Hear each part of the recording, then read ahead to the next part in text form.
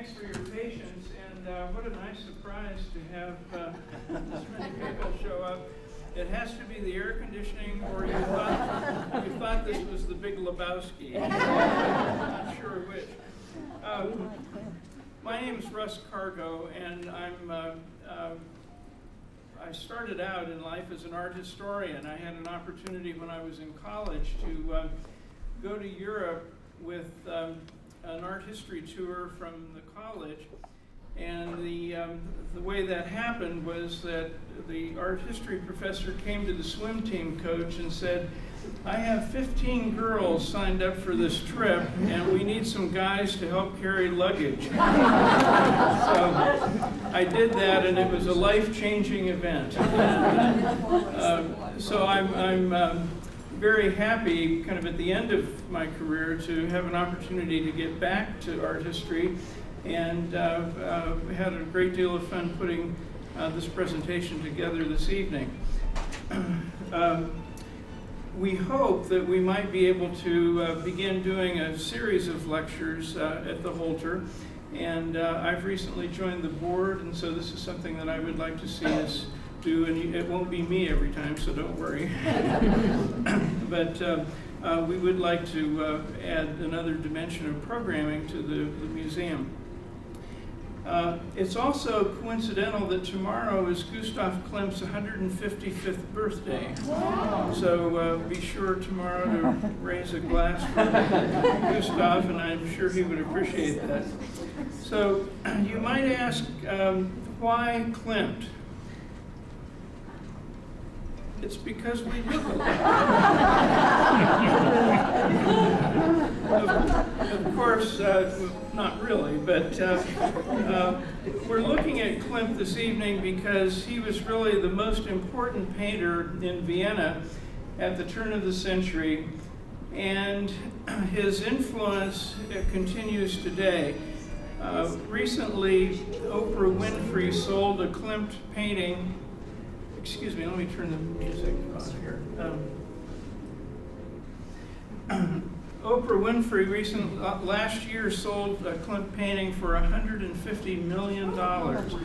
And Klimt has been getting prices that surpass Picasso and a number of other artists that we've always thought were the leaders in the art market. But Klimt has really come of age, and it's satisfying to see his work still being appreciated and admired.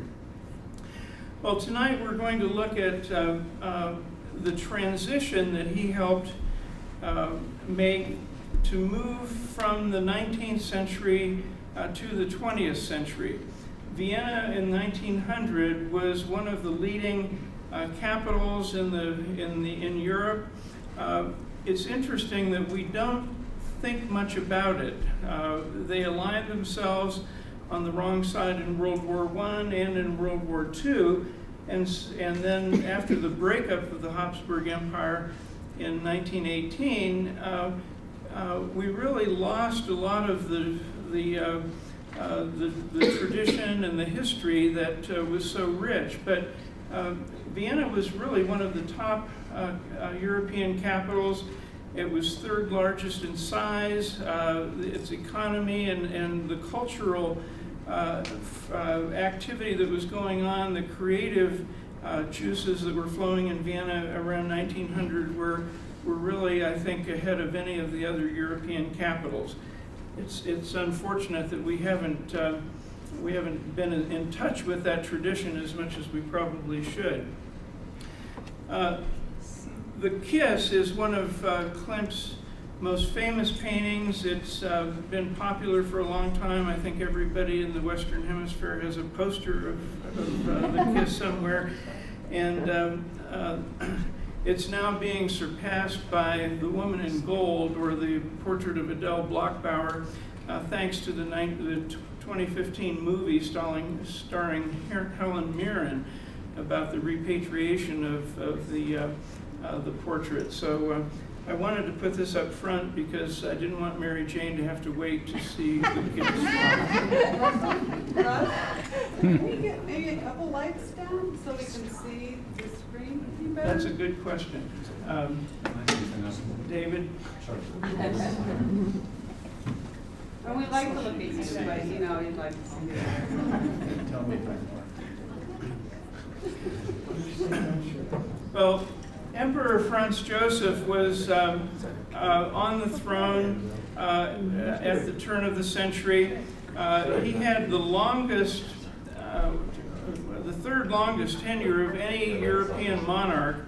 Was on the throne for 68 years. And only Louis XIV and Johann II of Liechtenstein actually had longer reigns than Franz Joseph. The Hapsburg Empire at this time was stable. It had experienced about 45 years of peace, and there was something magical about it. Franz Joseph was a pretty easygoing ruler. One of the reasons that it managed to do so well was in 1867 an agreement was formed with the Hungarian Empire, and it became the Austro-Hungarian Empire, or the Hapsburg Empire, and giving the Hungarians more autonomy and more sovereignty in their own affairs really helped to smooth things out, even though it was a very diverse demographic mix of people. Stefan Zweig referred to it as the golden age of security. We also have a number of other people who comment, historians who comment on this kind of unusual era where things were stable and calm and happy, and we value that very much. After the fact, Robert Musil, one of the great writers of the 20th century, wrote a description, and I'd like to read a little bit of that. Of course, cars also drove along those roads, but not too many cars. The conquest of the air had begun here too, but not too intensively. Now and then a ship was sent off to South America or the Far East, but not too often. There was no ambition to have world markets and world power. Here, one was in the center of Europe, at the focal point of the world's old axis.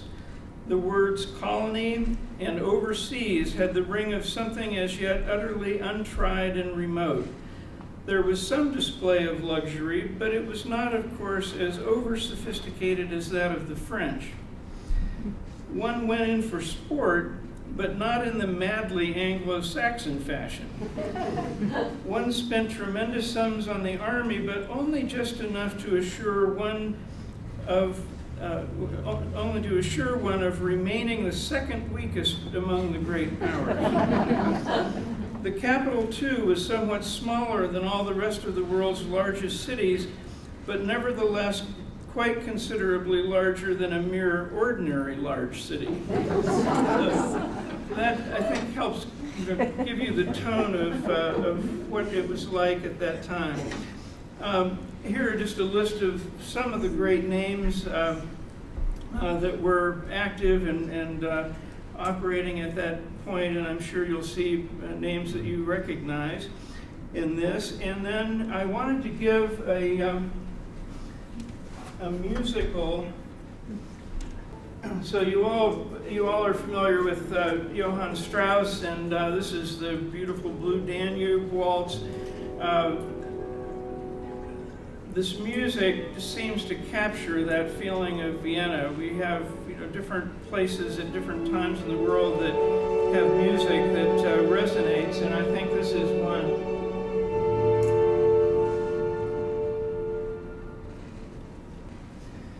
So that gives you a feel for what the mood was in Vienna during this time. And the Hapsburg Empire, of course, was a really complex arrangement of different ethnic groups and incorporated a very large geographic area. Over here, this blue is not water. That's it's Transylvania. We have Hungary here, more or less in the middle. Up part of the Ukraine. Krakow is now in Poland, bordering on Germany. Of course, Italy over here. And this was the former Yugoslavia, Slovenia, Croatia, Bosnia and Serbia, and so on.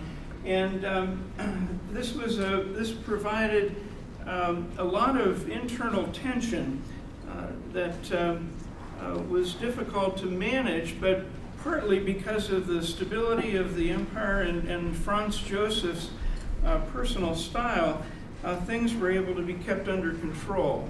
However, there were tensions beneath the surface, and this is one of the things that is so important to understand about Vienna at the turn of the century, is that on the surface, things seemed to be going smoothly and people were gay and happy, but under the surface there was a lot of unrest and there was a lot of tension brewing. So we have this growing nationalism. There was a very, very strong anti-Semitism. Of course, the Industrial Revolution had caught up with the empire as well, and there was a lot of unrest in the neighboring countries, so that was filtering across the borders and stirring up trouble. So, meet Gustav Klimt. He was a remarkable man and a popular figure among other artists in Vienna at the time. And he was very active in the Viennese social scene. He was friends with many of the top social figures in Vienna, and they were very supportive of his work, even if the general public wasn't. And one of the other interesting things about him was that we have very little record of him expressing himself other than in his paintings. Most of what we have in writing from him are on postcards that he sent back when he was out of town for one reason or another. And so there really isn't much of a written record, and over the course of his lifetime, he only completed about 220 paintings. So a very small repertoire as artists go, but certainly impressive work.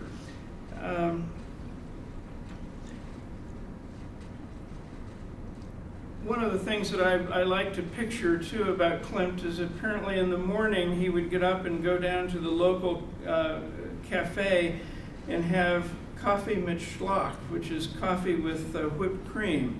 And I always thought, someday when I grow up, I want to do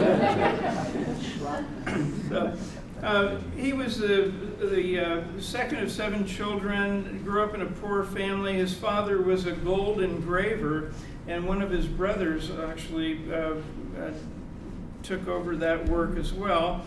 And he was very fortunate, though, unlike so many other poor children who had talent, he was able to get scholarships first to the Kunstgewerbeschule, which is the arts and crafts school, and then later was able to get a scholarship and was able to attend the Fachschule für Malerei, the vocational school for painters.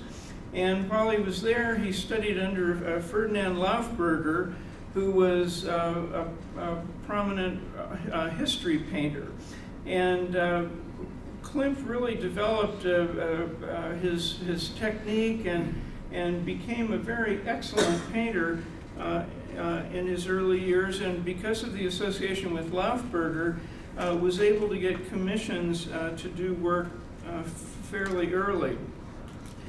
Now, what I'm going to try to explain this evening is that Klimt started out doing history paintings kind of as an illustrator. the kind of work that we wouldn't think of as fine art, but more like illustrations and so on. And as his career moved on, then he began to operate more independently and with much greater imagination. And you'll see this transition from the pictures. But here's a list of some of the inspirations that he had, starting out initially with Greek art, Assyrian reliefs, and so on, and some of these history paintings that he was commissioned to do early on. But then later, turning to Korean vases, Japanese costumes, Slavic folk art certainly, and one that most people are not familiar with, medical images, medical illustrations as well. So what Klimt did was he absorbed all of this and then turned the work into something that was highly unique and certainly very personally his. And when you see Klimt's work, you're not confusing that with Slavic folk art or Greek art or anything else. It's Klimt's. Well, this is one of the first commissions he had. In the Burg Theater in Vienna, there were murals that needed to be painted as they were kind of upgrading the theater, and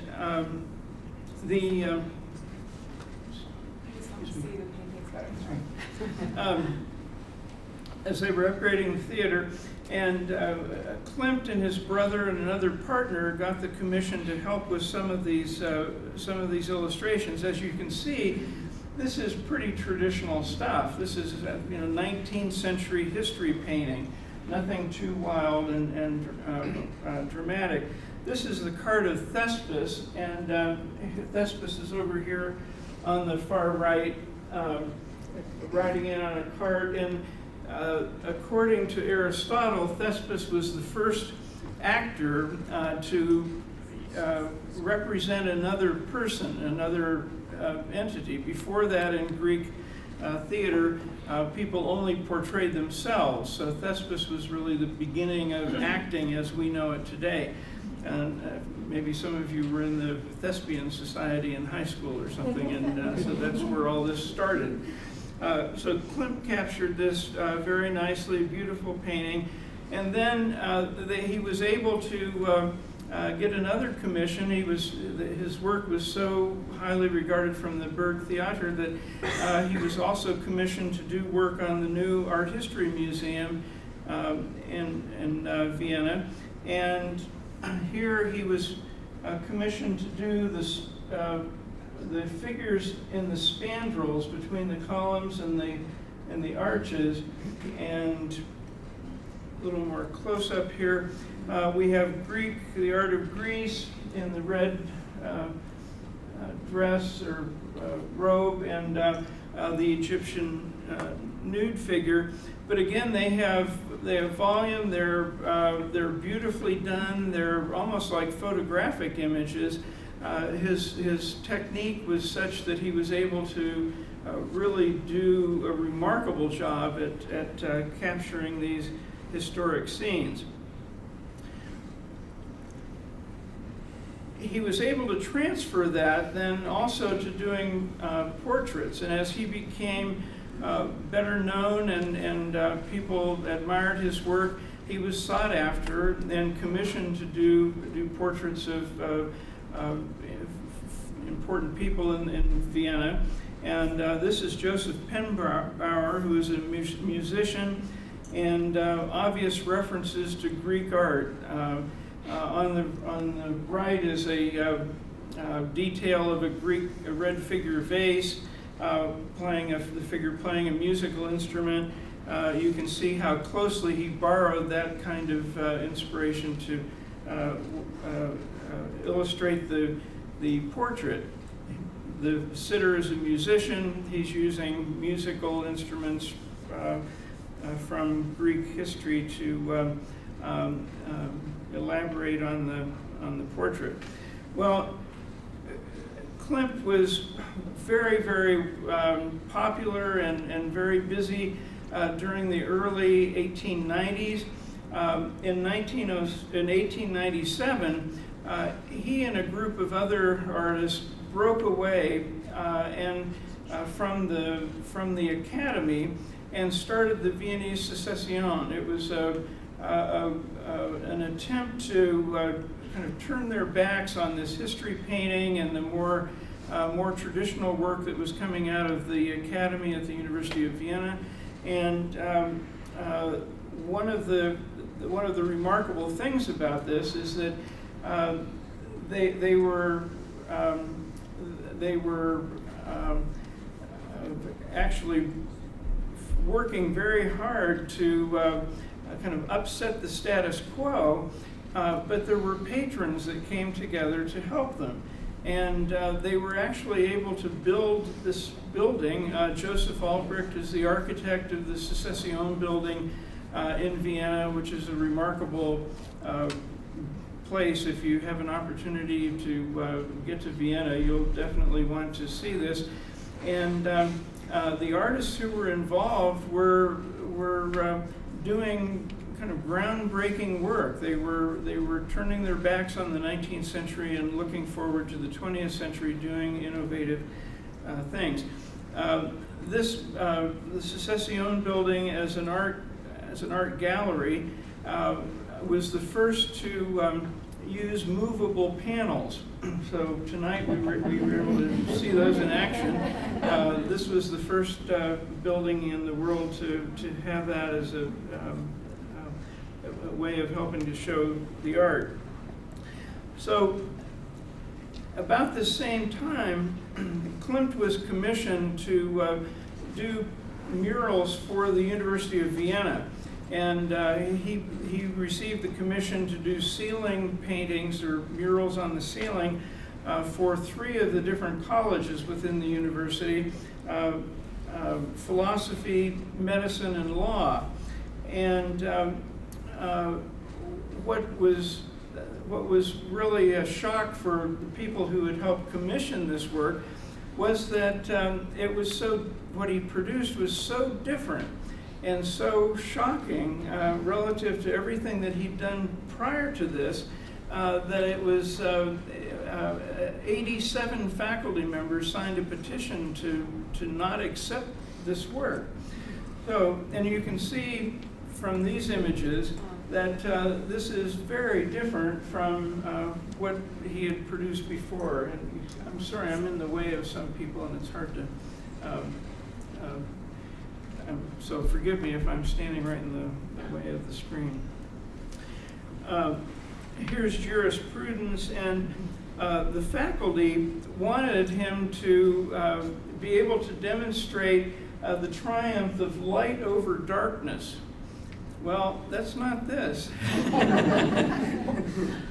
So he really broke away at this point from the traditions, and from here on, from the university murals forward, he began doing work that was highly unusual for that time and place, and something that was really impressive from him. In 1903, he traveled to Vienna, Italy, and Ravenna, Italy.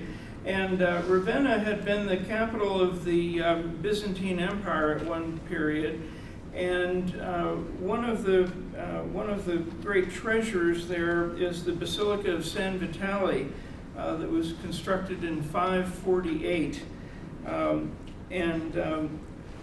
the Byzantine mosaics that decorate the interior of this church are really remarkable. Klimt seized on that, and on the left is the portrait of Empress Theodora, who ruled in the 6th century with her husband Justinian, and Klimt took that and turned it into what we now know as the portrait of Adele Bloch-Bauer, a wealthy socialite from Vienna, and incorporated this gold background and gold decoration that was, very unique for his time period. Now, again, here we wouldn't ever mistake the portrait of Adele Bloch-Bauer for a Byzantine image, but Klimt was able to take that source and that inspiration and do something very unique with it. He also was quite interested, I think he was interested in just about everything, frankly, but he had a collection of Japanese theater costumes and masks. He had several Korean vases that were in his studio, and from those, he borrowed that imagery. And so in the background of Elizabeth Bachhofen-Echt, you see the Oriental figures here, and creating a very unique and interesting background for this image. Now here's the second Adele Bloch-Bauer that was painted. The first one was 1907, and this 1912. This is the only portrait that he did where he did two portraits of the same person.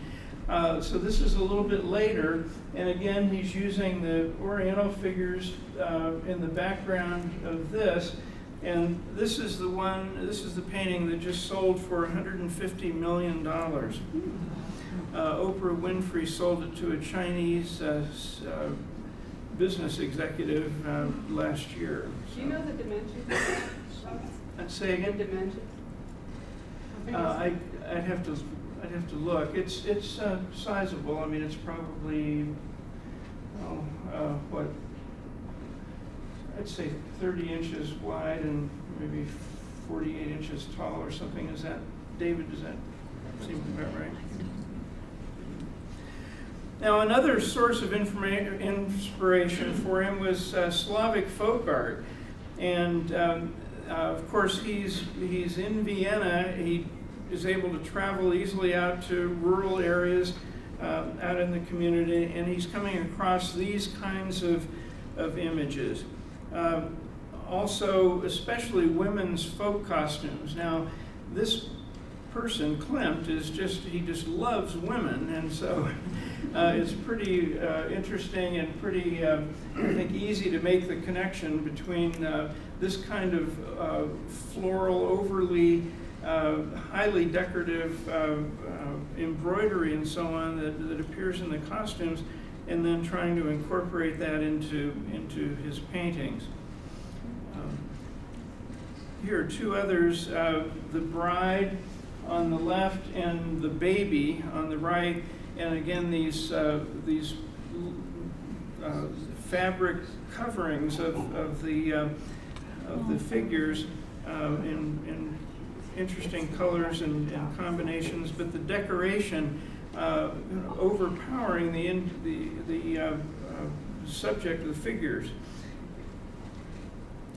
Well, I'd like you to meet the Zuckerkandels next. And Bertha Zuckerkandel is one of the only art critics of the time who wrote favorably about Klimt.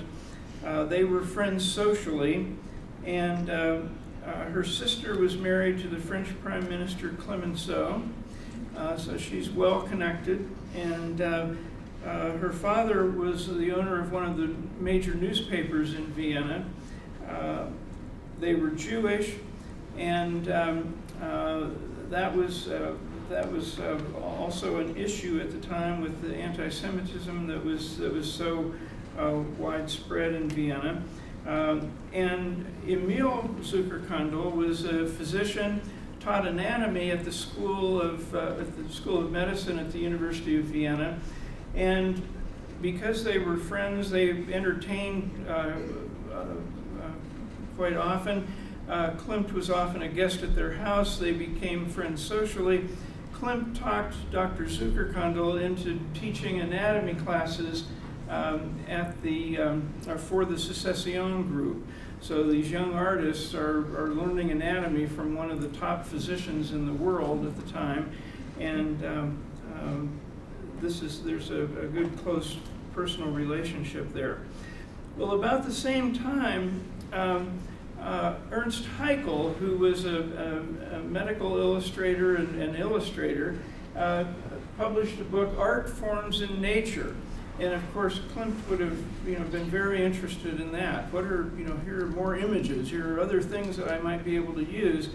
And you can imagine Klimt being at Zuckerkandel's house and him showing Klimt some recent textbooks that used photographs through a microscope of cell structures. Well, this was pretty remarkable, and I can imagine this conversation, Zuckerkandel kidding him, saying, "We're not going to need you artists anymore because now we've got a camera, we can hook it up to the microscope, and we can get accurate pictures of cell structures.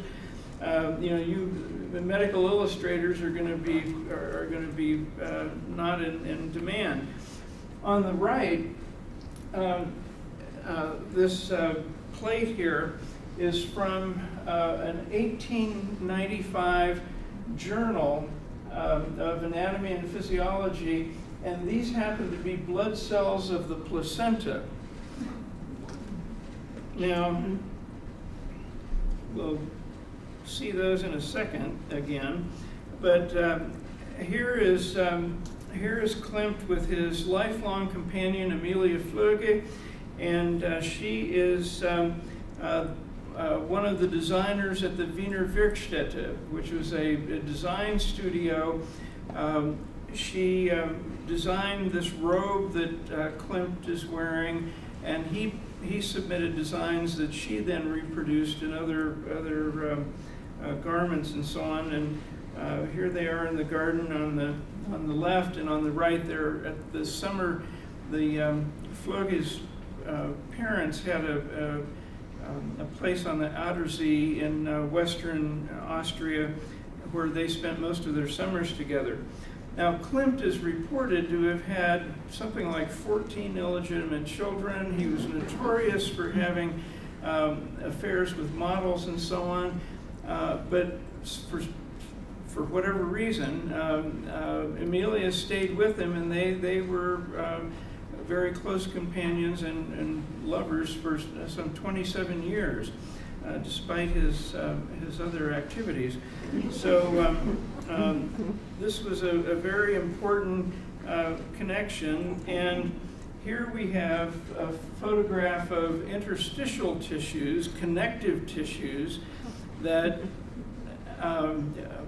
might possibly have been the source of the inspiration for the gown that she's wearing. So him feeling as though this was a very important connection for him and something that was very important for his life,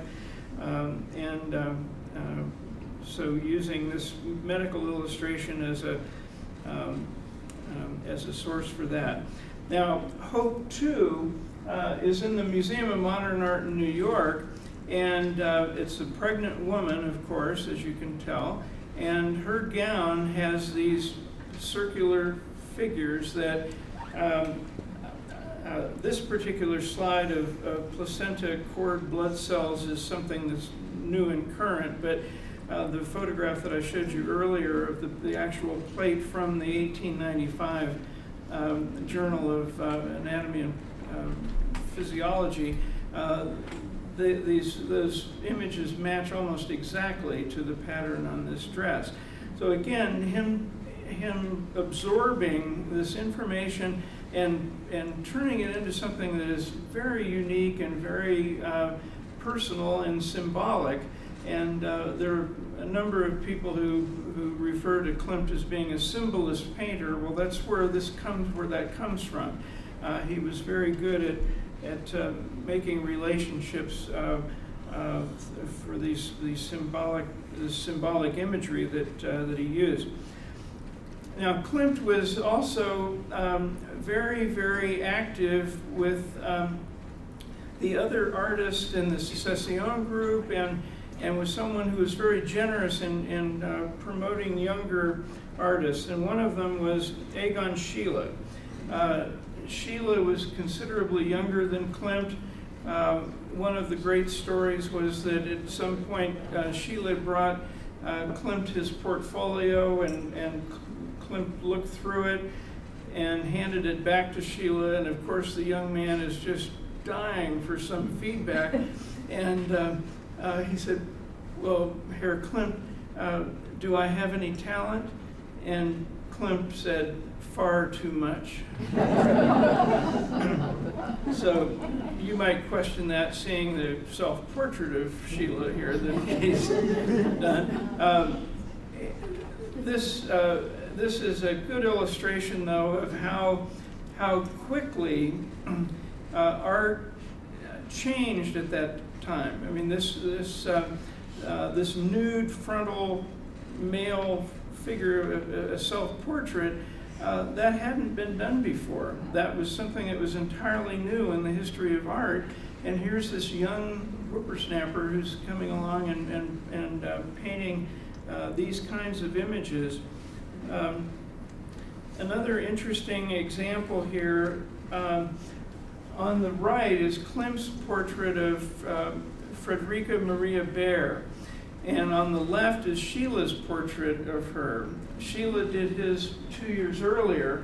And the Sheila portrait is fascinating in that when she was sitting for the portrait, he had her reclining on a couch holding a pillow. And then he didn't paint the pillow, and then turned it from a horizontal image to a vertical image. And this is, the essence of Expressionism. And you'll also notice Sheila doesn't waste a lot of time with the background. We don't need that anymore. That's old style. We're breaking new ground. We're going to do something that's innovative and interesting, and we're interested in the psychological aspects of the subject and the mood, and we're trying to be expressionistic. We don't need all of that decoration, so we're going to do away with it. Here's another example of a portrait, Dr. Reuben Graff, who was a physician who actually helped one of Sheila's models obtain an abortion. And again, not much there, just this rather unhealthy use of colors in the face and in the hands, and the way the hands are positioned and so on is a classic Expressionism, and so different than anything that Klimt did. I mean, this is really, again, a breakaway from what had been popular, and this is only 1910. Here's a rather sad portrait Sheila and his wife Edith and their baby. This was painted about 6 months before they died. In October of 1918 was kind of the peak of the Spanish flu epidemic, and poor Edith became very ill. She and Sheila were very close, and he spent several days holding her and kissing her and trying to encourage her to hang in there. And sadly, she died, and then within about 3 days, he was dead. And so they were both. He was only 28 years old in 1918. One of the other artists who followed Klimt was Oskar Kokoschka. And Kokoschka was another wild man. He doesn't look so wild in this picture, but trust me, he was wild. And he, along with Sheila, was a much younger generation. He would have just been in his early 20s by the time Klimt was nearing the end of his life. And Kokoschka was quite probably more, maybe because he lived longer, but he was probably more important than Sheila was at the time in Vienna. And this brings us to the Mahlers. Meet the Mahlers, and You were listening to Gustav Mahler's Fourth Symphony as you came in. He married Alma Schindler, who was considerably 19 years younger than he was, and she was known as, or was thought to be the most beautiful woman in Vienna at the time. Mahler was crazy about her, and unfortunately, because he was a composer, he didn't have, he wasn't real active socially. I mean, he attended events and so on, but he needed time to work, and he was the director of the Vienna Opera until he lost that job, and then went to become the director of the Metropolitan Opera in New York. But he was more of a quiet, more introverted person. Alma was quite the opposite. She was wild too. And in fact, when she was 17 or 18 years old, her first real romantic involvement was with Klimt, of all people. And her stepfather, who was also an artist, let Klimt know that he needed to keep his hands off and stay away from her. And Klimt was very discreet about most of his relationships, and so he honored that and wrote a touching letter of apology to her stepfather, and then never had anything to do with her again, romantically anyway. So Mahler and Alma Schindler married for about 10 years. Toward the end of their marriage, they're not getting along all that well, and so he goes to Sigmund Freud, and I just found Sigmund Freud's middle name when I was putting this together, and I just couldn't resist using it. Father of psychoanalysis, Gustav Mahler approaches him, said, "I'm having trouble with my marriage." Freud has a session with him, treats him, determines that Mahler really is interested, or had a very strong love for his mother, and of course, one of Freud's great contributions was the Oedipus complex, and realizes that Alma loved her father, who was a painter and was older, and since Gustav Mahler was older, that she must have this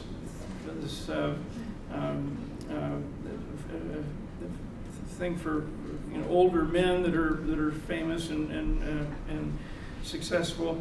So Freud treats them. They have about 6 months of a renewed spark in their marriage until Gustav Mahler has a heart attack and dies. But then not too long after that, Freud sends Alma a bill, and that didn't go over very well. So this anxiety and the relationships and this whole turmoil, everything that Freud is writing about, and the unrest throughout the empire is manifesting itself in the art of the time. On the left is Kokoschka. After Mahler died, Alma Mahler and Kokoschka spent about 3 years together, and this painting titled "The Tempest" is Kokoschka's attempt to capture their relationship, and on the right is one of the Sheila painting, The Embrace 3, again looking at this agony that goes on in relationships. Here's a later painting, 1938, of Kokoschka reminiscing about Prague, and he ended up having to flee Austria from the Nazis, and so this was one of his later works. But again, you wouldn't confuse this with a 19th century history painting. So the end of the empire is on our heels. Crown Prince Rudolf commits suicide in 1889. He's a 30-something-year-old having an affair with a 17-year-old at one of the hunting lodges, and there's either murder-suicide or double suicide, and nobody still knows, I think, to this day. And then Archduke Ferdinand and Sophie. Archduke Ferdinand becomes the heir apparent after the crown prince is dead, and of course he's assassinated in Sarajevo, and as we all know, that was sort of the trigger for the beginning of the First World War. Franz Joseph, in the middle of the war starts in 1914, he dies 2 years later. The Spanish flu epidemic comes along, and by the end of 1918, Klimt and Sheila are both dead. Everything just seems to have been turned on its head. November 11th, the Emperor Charles I abdicates, and one of the things that was part of that abdication was that he allowed each of the individual areas to pursue their own sovereignty. And so we no longer have the Austro-Hungarian Empire, but we have Austria, we have Hungary, we have the Yugoslav states. The whole empire is broken up into much smaller sections, Czechoslovakia, and so on. Well, as an epilogue, Alma Mahler, after she leaves Kokoschka, she marries the architect Walter Gropius, who is one of the leading figures in the Bauhaus. After Gropius, she marries Franz Werfel, who is one of the great authors of the 20th century, and finally ends up in New York and lived until 1964. But what a crazy life, and I think her biography is something that if you are looking for entertainment, who needs fiction? This is Klimt's last painting. It was discovered in his studio. He had a stroke and lived for about a week or so after the stroke. This was the last painting he was working on, and it was revealing in that it showed that he started out with the nude figures and then decorated them. And that was, I think, a surprise to everyone, but it has very erotic connotations, and but it was helpful to see what his process was in going through. And I think we all should be very grateful that he presented us with this body of work that is really remarkable. It's intriguing in that his imagination and his vision and his appetite is like a sponge for all sorts of visual cues, was able to be converted into beautiful work, and that he was so instrumental in helping not only the Viennese Secession group, but also the younger artists like Sheila and Kokoschka get their start and help them get on their way. That was that real bridge between the 19th and the 20th centuries. So thank you very much for being here this evening.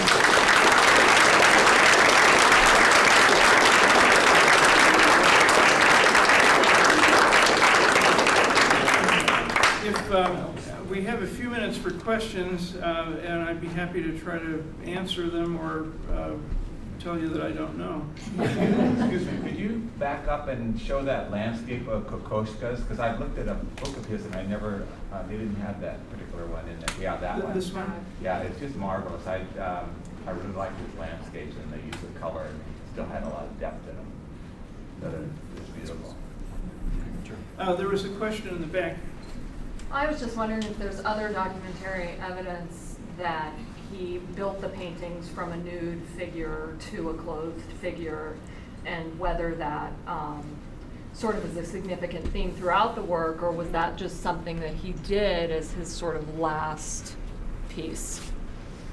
I'm not aware of any other documented evidence, but do you know? I can't give you the source of it, but It's very interesting because if you examine the anatomical parts that are visible within the gold period on, basically, Right, with the right. Byzantine, they're highly realistic, and he had quite a tuffle earlier in life with his erotic and sexually explicit paintings.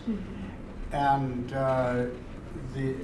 for instance, the kiss, it looks like they were having a wonderful nude fun, and the doorbell rang, so they grabbed the blade and put it over, because everything's highly realistic in the expression of the hands, and the faces are exquisite, but it's definitely Byzantine, two-dimensional, just like you took a paint roller and rolled it over. And I wish I knew the source, but it was part of this living on the transition period of the old world and the discovery of the id and the libido and everything else, and being a part of both sides of the fence, so to speak. He had quite an over of drawings, and a lot of those, well, almost all of those are female nudes, sometimes couples, sometimes very erotic drawings that I would feel comfortable in thinking that he did start with the figure and then added the decoration on top, but I really don't know that there's any evidence. I wish I could recall the source. It was a long time ago, but it made quite an impression on me. And from that point on, I guess you're sort of undressed the something like that. One of the things that's interesting about Klimt is that when he was doing the history paintings, the figures would have a great deal of volume, and they were real. I mean, they were solid figures and so on. And as time went on, they became more two-dimensional, and that was another transition I didn't mention during the talk, but that was quite an important change in his style. Yes. Yeah, I was wondering if you knew of any literature, anything that our books on the technique that he did with the gold and the glitter, and how he made, portraiture come alive with his glitz, I guess, for lack of a better term. I'm not aware, but his father being a gold engraver, he had grown up working with gold leaf and so on, and but I don't know that there's any.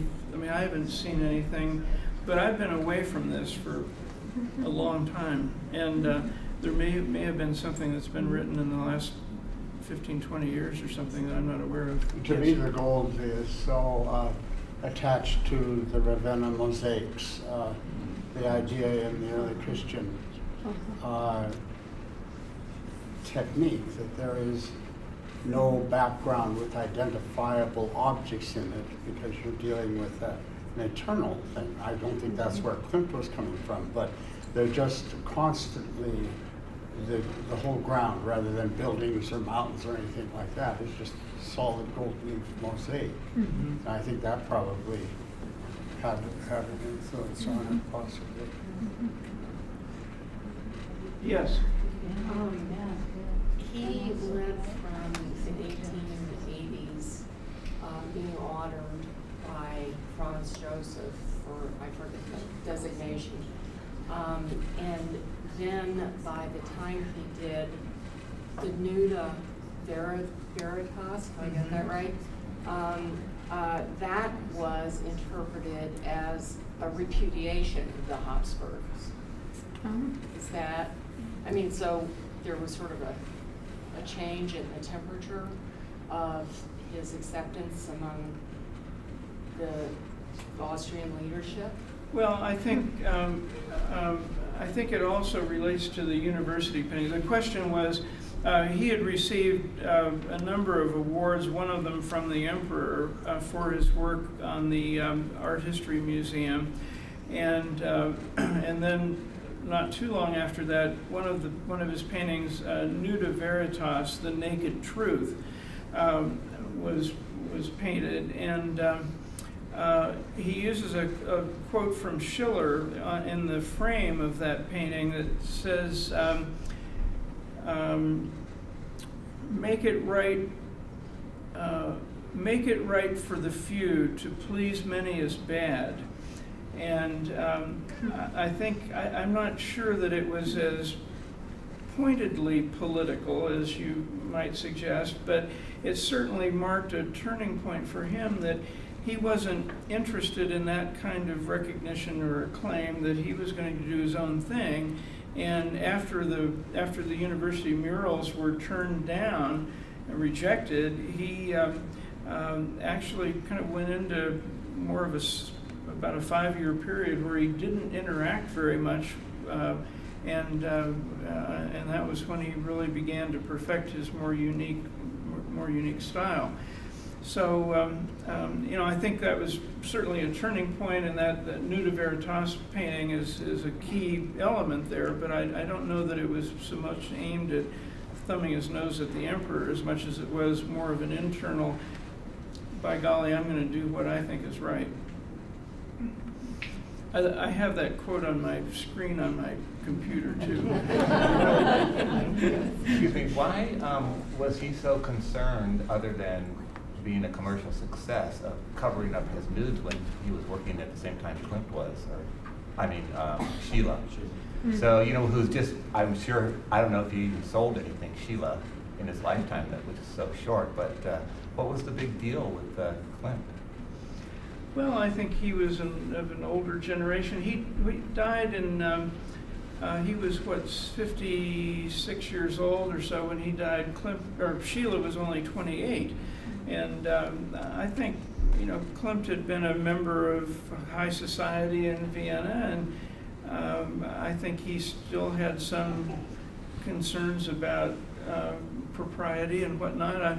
A number of things that I was reading, preparing for this evening, mentioned about how even though he had all these affairs and so on, he was very discreet about it. And so I think there was probably social pressure and so on, that he was a little bit older and less interested in shocking the way Sheila was. Just a guess. So Yes? did he have any relationship with the French Impressionists of the late 1800s that were complete separate schools? Oh, that's a good question. Did he have any relationship to the French Impressionists or what was going on in France at this time? And one of the things that I think we fail to appreciate is how much communication there was. There were all sorts of art journals that were going back and forth. In fact, this is one of the first things the Secession group did was start their own journal, Ver Sacrum, the Sacred Spring was the title of that. And one of the first artists that came and showed work at the Secession building was Rodin. So there was a lot of communication, and of course railroads were operating. There were people traveling back and forth between the capitals, and so they certainly would have known what was going on in France, and people in Paris would have had the opportunity to know what Klimt was doing as well. The Secession was kind of a big deal, and there was another Secession group in Berlin and Munich, and this was the German term I like so well, Zeitgeist. It was a spirit of the time. All the same kinds of things were happening all over Europe, but to me more fascinating in Vienna for some reason. So, well, we've reached our time limit, and thank you all so much for coming tonight. I'm just delighted that there were so many people here, and I hope you'll keep your eyes and ears open for other events here at the Holter, and join us for whatever's next, or whenever that is.